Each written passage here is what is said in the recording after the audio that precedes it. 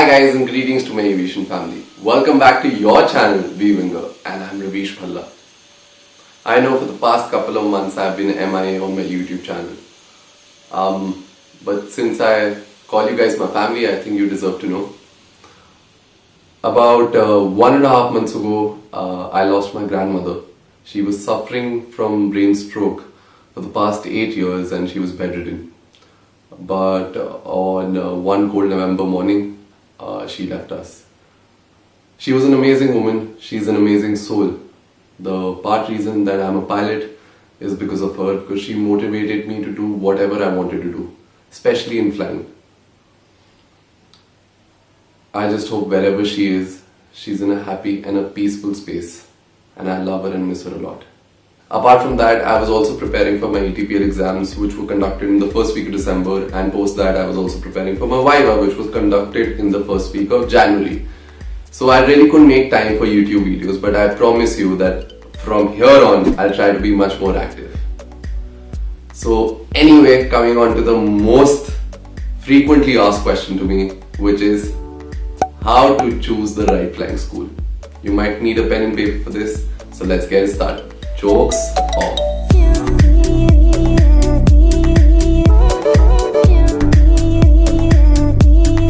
Now our main aim is to finish our flying training with the least amount of time by spending the least amount of money. And for that, it's a good idea to have a benchmark. Ideally, a good time duration to finish your flying training should be around 12 to 15 months at max. And the financial investment that we need to keep in mind is 35 to 40 lakh rupees. Anything less than that is great. When you choose a flying school, make sure it's the best. And in order for that to happen, you need to do some research. And I'm gonna help you with that. I myself called up a few flying schools just to ask certain details. So I'm gonna list all the criteria that you need to know before you join a flying school and ultimately come to a consensus what works for you. So the first thing that you need to check is whether the flying school that you're opting for is approved by that country's aviation authority. So for example, if you choose to do your flying in the US, it should be FAA approved. For Australia, it's CASA. If you choose to do flying here in India, then it should be DGC approved. Now, how would you know whether the flying school is approved by that aviation authority? Just simply going to that particular operator's website. So for example, if I choose India and if I go to DGCA's website, simply by logging on to dgca.gov.in, select personal, and under the personal tab, under training, select flying training organization. Once you do that, you land onto this page, which gives you the entire list of DGC approved flying training organization as on 28th of October 2020, and you'll find yourself having the entire list of flying clubs in India which are DGC approved. You'll also find the details of the fleet size, whether they have single engine, multi engine. So this is very helpful. Similarly, if you want to fly, let's say in Australia, just go to CASA's website, which is casa.gov.au, and under licenses and certification, select flight training. Once you do that, just go under this tab, which is locate a flying training organization, and either you can download the entire list of the flying clubs which are in Australia, or simply just scroll down and you'll find the entire list of flying clubs which are CASA approved in Australia. And the same thing can be done for FAA. Go under training and testing, select schools, and then you know the drift. now, if you've decided where you're going to be flying, the location of the flying club plays a very important role in your flying training, mainly because of two reasons. First is the weather, second is the type of facilities or the nav aids based on controlled or uncontrolled airspace. Coming to the weather part, you should know which are the good months for flying, as that will determine which is the right time for you to join that flying club. For example, if you choose a flying club in North India, the good months for flying are March, April, May and September, October, November. So ideally, I would suggest you to join the flying club in January or in February, because you'll be in the initial phase of your flying and you would have to fly under an instructor during that time. So it would take you approximately a month to be solo released based on how quickly you learn. Faster the better, obviously. Now you can capitalize on the good months to expedite on your solo hours. That being said, there would be certain stages in your flight training where you would be flying under an instructor to learn few flying exercises and to finish your instrument flying. Which brings me to the type of facilities or the airport environment. Whether the flying club is on a controlled aerodrome or an uncontrolled aerodrome. Now usually, uncontrolled aerodromes are slightly isolated from the city, which means that you'll be the priority traffic and your flying won't be hampered, because of which your flying training can be completed faster. Now on the other hand, there are some flying clubs which are located on a commercial airport, which fall under the controlled aerodrome category. However, in a commercial airport, the priority traffic would be a scheduled traffic. For example, commercial airliners, military aircrafts or VVIP flights. You get to learn a lot when you're flying on a commercial airport. You get exposed to how the airliners are communicating with each other. How does the ATC manage the traffic? Plus the nav-aid facilities like the ILS DME, VOR DME would be far more compared to an uncontrolled aerodrome or an airport. Even though your flying training would be a little slow, but the exposure and the learning that you'll get will help you in the future if you wish to become commercial pilots. If you take my advice, choose a flying club which is uncontrolled, not that isolated, and is within the close proximity of a controlled or a commercial airport. That way, if you go for cross countries or your IR checks, you will be exposed to commercial traffic and at the same time, you will be able to finish your flying faster. Time or time duration. In your flying training, make sure every second counts. The sooner you get your CPL, the more ready you will be for that airline vacancy. There are mainly 4 factors that determine the duration of your flying training: number of planes, number of students, number of instructors, and the maintenance or the engineering department. And trust me, all of them are related. Number of airplanes. More the number of airplanes, the more chances of you getting flying. So you gotta check how many types of single engine or multi-engines do they have. Do they have a single engine simulator and a multi-engine simulator?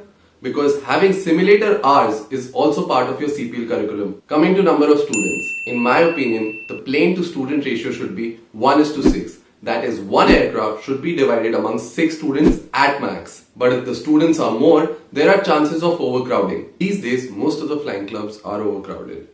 And this is where you need to know, how does the club allot flying? Do they induct the students in batches? Or do they follow a roster system? Or does the instructor select the student on the basis of his or her stage? How many students have passed in the last few years? The answer to these questions will give you a clarity in opting for that flying club. Which brings me to my next point, number of instructors. A flying school should have at least one CFI or a deputy CFI. CFI stands for Chief Flying Instructor.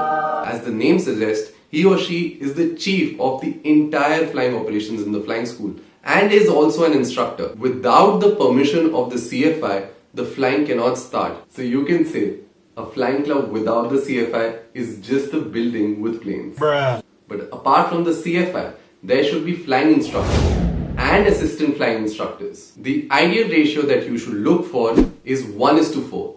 That is, every one instructor should have at least 4 students under him or her. The engineering or the maintenance department. The maintenance department is the heart of any flying operation. They are usually the unsung heroes who ensure that the magnificent flying machine is always airworthy.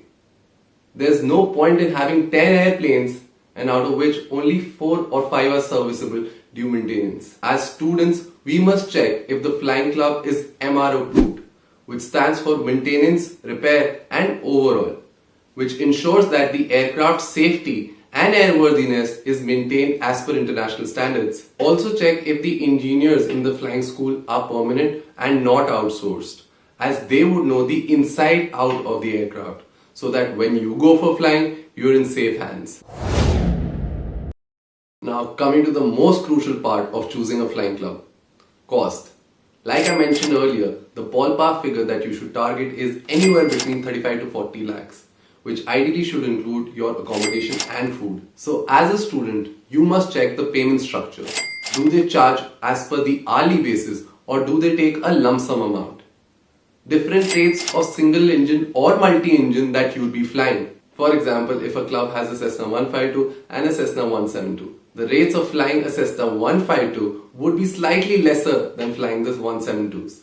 Why? Because the Cessna 172 would be much more advanced in terms of avionics. It may have the Garmin 1000, whereas a Cessna 152 would have a basic 6-pack instrument panel. So what should you do? Should you fly the entire CPL in a Cessna 152? If I were you, I would opt for a flying school that would charge me on a per hourly basis, and I would choose to fly on both the Cessna 152 and the Cessna 172. That way, for whatever reason, if I decided to leave the club, I don't have any outstanding balance towards them. Also, I'll have an experience on both the 6-pack and the latest avionics, which currently is the Garmin 1000, rather than just flying on one type of single engine. Another aspect that you need to check is that if there are any extra costs that the flying club has, like the admission cost, or is there any cost for separate checks or flying test, cost of living, does the flying school provide you with a hostel or not? All of these costs, when put together, will give you a fairly good idea to the amount of investment that you need to do for your CPL. Now, these are all the pointers that you need to keep in mind when you do your research. But how would you start your research? There are 3 ways how you can start your research. First, phone. Second, Instagram. And third, going to the flying club physically. Most of the flying clubs have their contact information either on their respective websites or on Google. Simply just call them and extract all the information that we just discussed. Once you have clarity of what you're going to ask them, it would not take more than 7 to 8 minutes on that particular phone call. I've tried that personally. Another way is by simply logging onto Instagram, search for that flying school's name, and from there you can reach out to students who are currently flying over there. There's no point in reaching out to students who have flown or passed out 2 years ago from that flying school. The students who are currently flying over there would be the best source to tell you about that flying school. Just a disclaimer, do not spam them with messages.